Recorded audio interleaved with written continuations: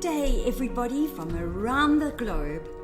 I'm really excited because today we're starting with our first series of the top 10 mistakes that managers make in our industry.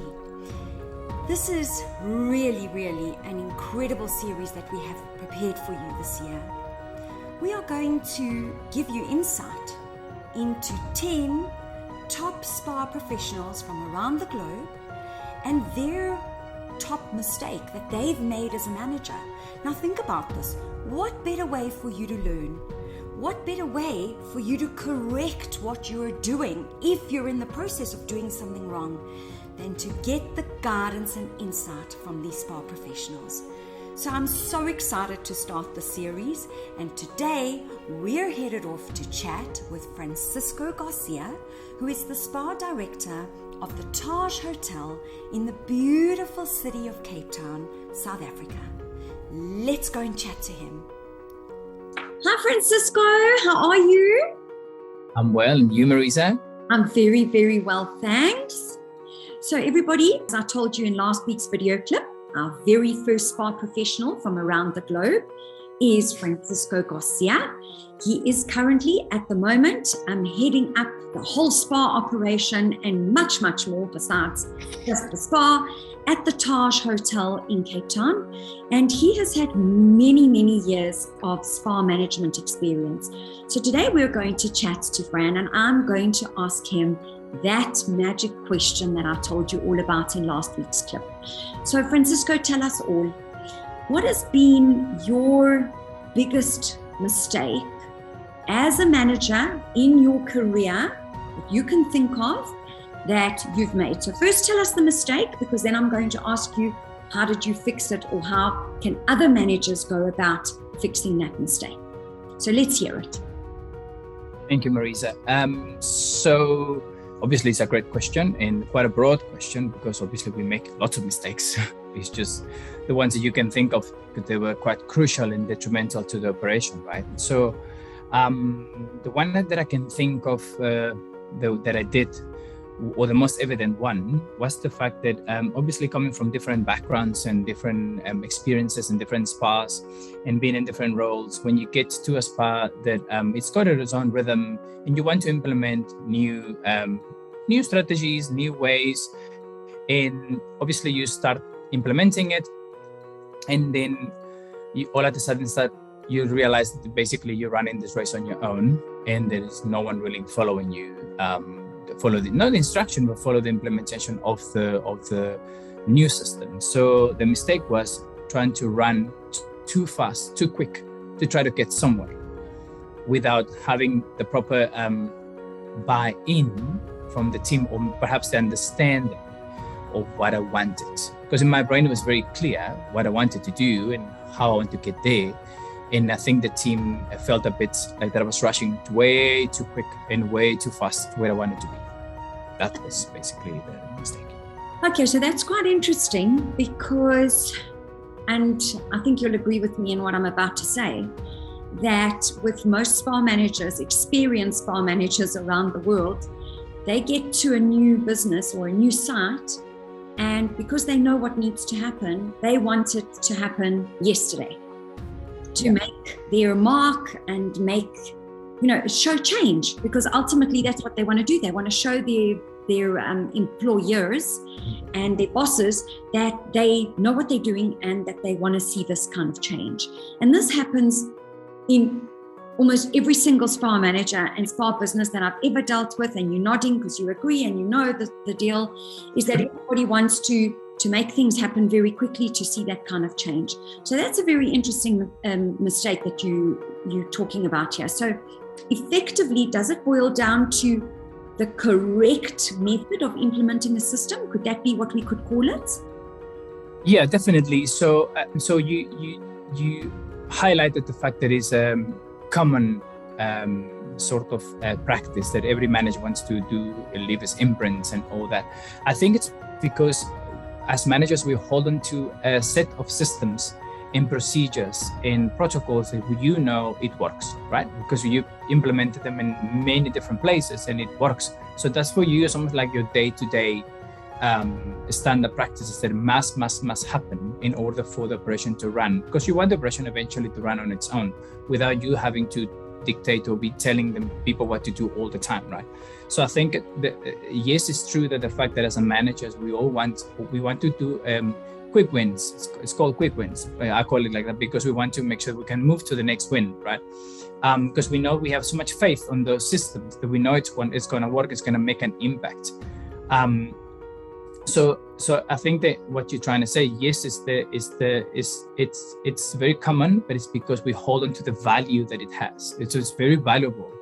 And then because we hold it so valuable, we try to rush it because we wanted to implement it yesterday because we know it's going to give us the results that we want much quicker. So yes. Okay, all right. So now that we've got that mistake out of the way, how would you recommend and how did you yourself fix it? Because obviously you have fixed it, clearly. So how did you do that? So obviously when I realized that I was too far ahead I was a bit alone in this race, I realized, okay, so what did I do wrong? And obviously it was that I was perhaps too Russian. Like in my brain it worked, but then in the brain it didn't work yet. So I needed to take a couple of steps back, and obviously instead of saying things and instructing things, I think the first thing I did was to draft a simple SOP where we took all every procedure or every new system that we want to implement, and then draft a very simple SOP of how we would like the team to engage and to start putting into practice. And then obviously once we started doing this, the SOP was agreed and discussed and trained. We implemented the SOP, or I implemented the SOP by implementing it myself with the team. So I think the difference in what I had to do is that I had to be involved in hands-on for the first period of the implementation of the SOP or the procedure or the system that you wanted to call it, until I could see that the system could take off on its own, and then it didn't need it to be monitored, and then it can take its own shape and its own sort of habits, because it's a habit that they didn't have. So I had to create the habit. I have to help them to form the habits. Okay, so that's interesting. So you're saying that the way to solve that problem, number one, is to write a carefully thought out SOP. But number two, because it's more than just one, number two, You're saying that you need to hold their hand and you need to take a step back, slow down, and teach them and show them exactly how you want something done, and not just once. Am I right? No. Okay, so now, how do you decide how long and how do you measure? Because remember, some people get things quicker than others, right? So I've got two questions for you. How do you decide how long you hold their hand for? Number one. And number two is, how do you measure which person needs more hand holding and which one doesn't? So the first part of the question, how long, it depends on the team. And then obviously so I never gave myself a deadline with regards to how long I was going to be involved in the implementation or the showing and how to do it. I never said, I'm going to give myself 1 week. What I did was, okay, let's see how this process goes. I see how it sort of metamorphoses, sort of gets a change on its own, and which sort of life it gets. So as the process was evolving, I could see, okay, so this one, it's sort of can do it on its own. This one needs a bit more help. We can help a bit more. So to give an exact example, this process that I'm referring to is something simple like the plan of your day. So basically we can enhance the revenue and then revenue maximization, and how to make sure there's a clear goal, and how to see the opportunity to make sure that we upsell, we upgrade, and we sell certain retail items to each treatment or each guest that we see. So in that, obviously, some of the therapists have got a bit more awakened sense of commerciality, and then how to they're sort of self-sufficient once you teach them a couple of times. But some of them, they need a little more guidance. So then, as I saw that, as the process progressed, we realized, okay, so I have to spend less time with this one because the plan is actually quite nice, and she can go and do it. And this one is, okay, let's sit a bit more longer and then see what can we add, how can we make it better, and how can you show them more opportunity and more possibility. So in terms of time, I would say that I did it at least 3 to 4 weeks, quite intense. And then obviously sort of takes a shape of its own. And then I didn't have to involve myself so much. Obviously, because it's another thing that I forgot to mention, Marisa, is the fact that when we introduce a new system, we have to show them the value that it has. We have to make them understand what is the objective in you implementing a system. Otherwise, they'll take you for like a fool, right? It'll be like, well, what is it making me do all these things? What am I achieving? What's the operation achieving? What at the end of the day, what are we trying to achieve? And sometimes as managers, we lose sight of the goal of it. Instead of, we want to implement the system because it works, but they have to believe that it works.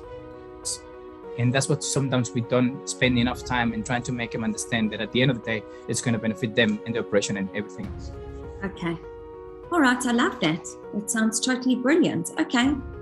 All right. Well, that sounds great. Thank you, Francisco. I mean, pleasure. That's really what this is all about. We are going to unpack, as I told you before, we are unpacking 10 for this year, 10 of the most common management mistakes. And we're going to speak to 10 global SPA leaders. So thank you for being our first one. Thank you. Anytime. It's my pleasure. Thank you for inviting me. It's a pleasure. And you've given me the most brilliant idea, because next week we actually are releasing an SOP. After each management mistake, we're going to help our community with an SOP.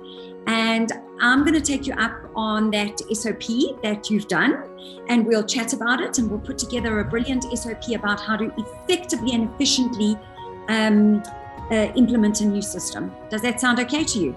Yeah, it sounds amazing. Anytime. I'm happy to help anytime. Okay. Sounds brilliant. So thank you for your time, Francisco, and have the most awesome afternoon. Thank you. You too. Cheers. Bye-bye.